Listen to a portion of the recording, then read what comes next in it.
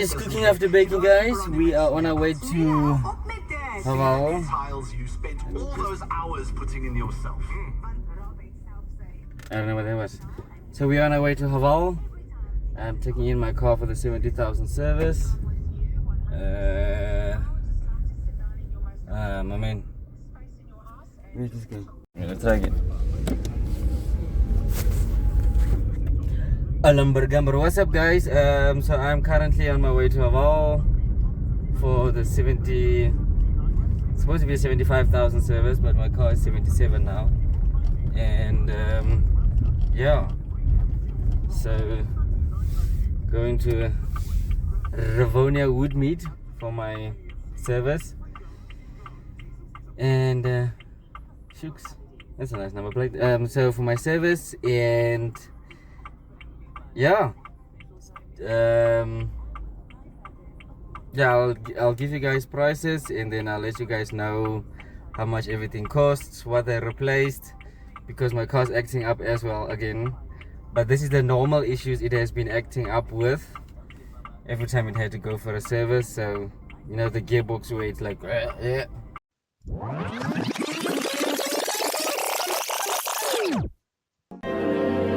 Good morning, guys. It is misty. It is a lovely 000 weather today.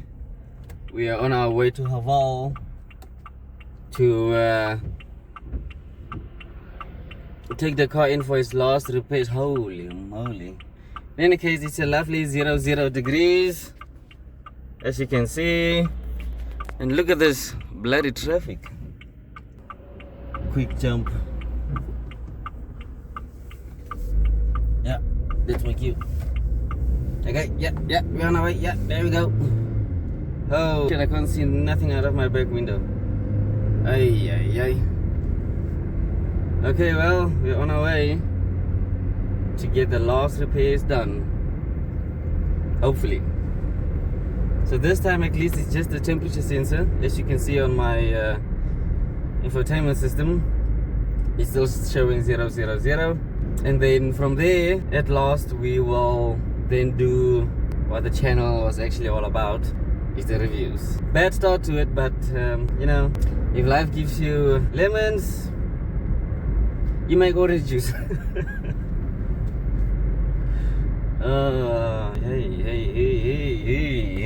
Hey, why are you slowing down? Bad joke. Anyway, so this is a few days prior to me having to take my vehicle in for a service. So as you guys remember from the previous video, there was still a few issues that they had to sort out because of the bloody rats.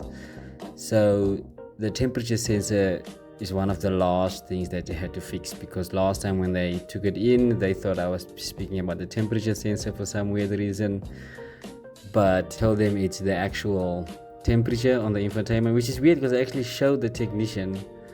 But yeah, anyways, so on my way to Haval for my last repairs, and of course, insult to injury, this happened.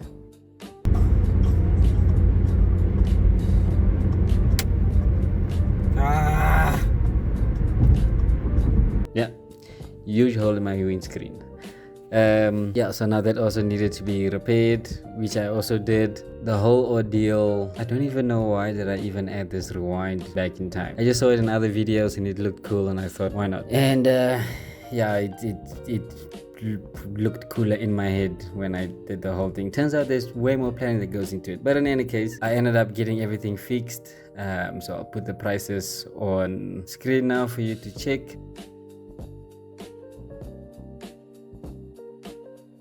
I didn't even know there was 3, but apparently there was 3. I just knew about the huge one that appeared. So this is how much it costs to add the epoxy / gel thingy into your windscreen. You can probably get it cheaper somewhere else, but I was so tired of the back and forth that I just let them repair. And yeah, everything got fixed. So now back to me taking my vehicle for a service.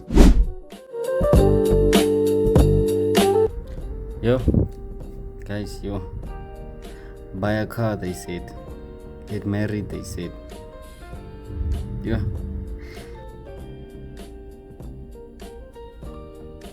Okay, so we made it back from Haval, and yeah, the prices is super expensive, and I will share the prices with you shortly.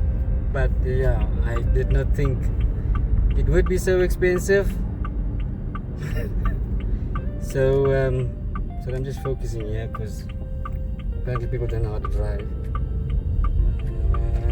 Yeah, so apparently I don't know too. Can we just take in this view for a few seconds?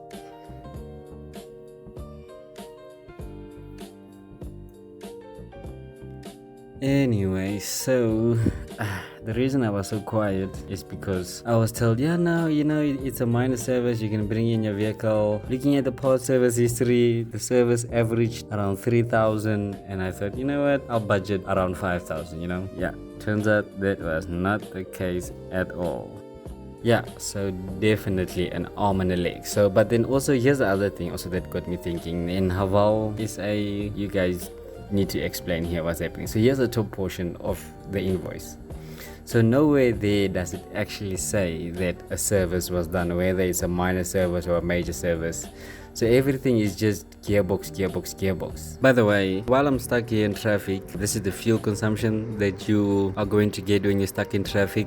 So these cars are not fuel efficient in traffic at all, but at least long distance or medium to none to medium, you'll have decent-ish fuel consumption. Now back to the gearbox/service. Look at the quantity of the DCT gearbox oil, 4 liter for Jolia. There's quantity and then there's 7. Next to it is 564. So I mean, if my math is correct, it looks like they bought 7 4 liters and they told me that no, it's very expensive and blah blah blah.